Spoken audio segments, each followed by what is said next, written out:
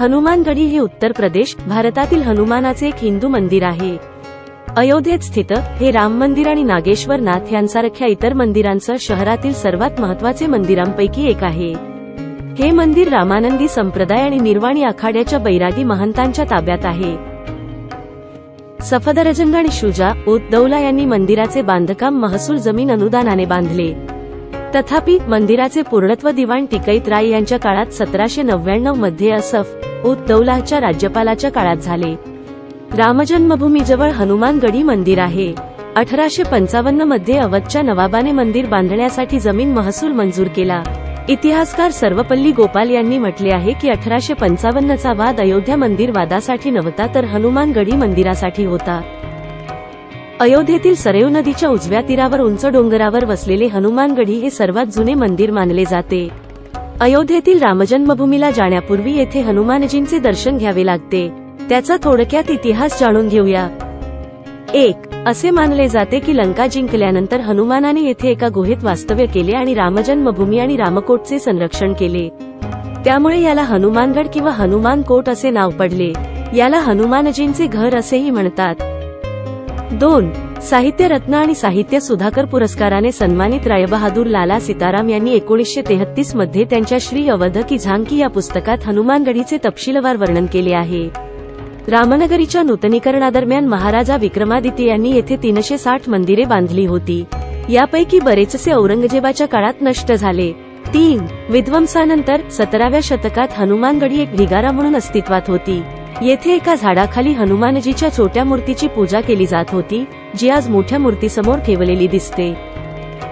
4. असे म्हणतात की अयोध्येचे महंत बाबा अभयराम यांनी नवाब शुजा उद दौला 1739 ते 1754 च्या राजपुत्राचे प्राण वाचवले होते. जेव्हा डॉक्टर आणि हकीम शरण आले तेव्हा नवाबाच्या मंत्र्यांनी अभयरामदासांना एकदा येऊन नवाबाच्या मुलाला पाहण्याची विनंती केली होती असे म्हणतात. त्यानंतर बाबा अभयराम यांनी काही मंत्रांचे पठण केले आणि हनुमानजींच्या पायावर पाणी शिंपडले, त्यामुळे त्यांच्या मुलाचे प्राण वाचले. नवाब खुश झाला आणि त्यावेळी बाबांना काहीतरी मागायला सांगितले. तेव्हा बाबा म्हणाले की आम्ही संत आहोत, आम्हाला काय पाहिजे? हनुमानजींच्या कृपेने तुमचा मुलगा बरा झाला आहे तर हनुमानगढी बांधा. तेव्हा नवाबाने यासाठी 52 बिघे जमीन दिली होती. या मंदिरासाठी जमीन अवधच्या नवाबाने दिली होती आणि 10व्या शतकाच्या मध्यावर त्याच्या उपपत्नीने बांधले होते असेही सांगितले जाते. तथापि काही लोक या घटनेचा संबंध लखनौ आणि फैजाबादचे प्रशासक सुलतान मन्सूर अली यांच्याशीही जोडतात.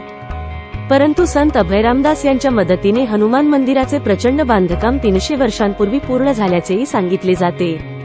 संत अभयरामदास हे निर्वाणी आखाड्याचे शिष्य होते. 5. हनुमान मंदिर परिचय. हनुमानगढी प्रत्यक्षात गुहा मंदिर आहे. येथे जाण्यासाठी सुमारे 76 पायऱ्या चढून जावे लागते. येथे स्थापित हनुमानजीची मूर्ती केवळ 6 इंच उंच आहे, जी नेहमी फुलांच्या माळांनी सजलेली असते.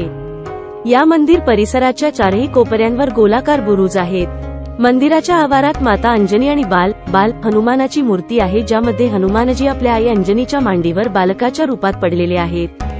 हनुमानगढीमध्येच अयोध्येतील सर्वात उंच इमारत आहे, जी सर्व बाजूंनी दिसते. हे विशाल मंदिर आणि त्याचे निवासी संकुल सुमारे 52 बिघे पसरले आहे. वृंदावन, नाशिक, उज्जैन, जगन्नाथपुरीसह देशातील अनेक शहरांमध्ये या मंदिराची मालमत्ता, आखाडे आणि सभा आहेत. मग या ऐतिहासिक ठिकाणासाठी तुमच्या पुढच्या प्रवासासाठी तुमचे मत काय आहे? कृपया पुढील व्हिडिओंसाठी माझ्या चॅनेलला लाईक, शेअर आणि सबस्क्राईब करा.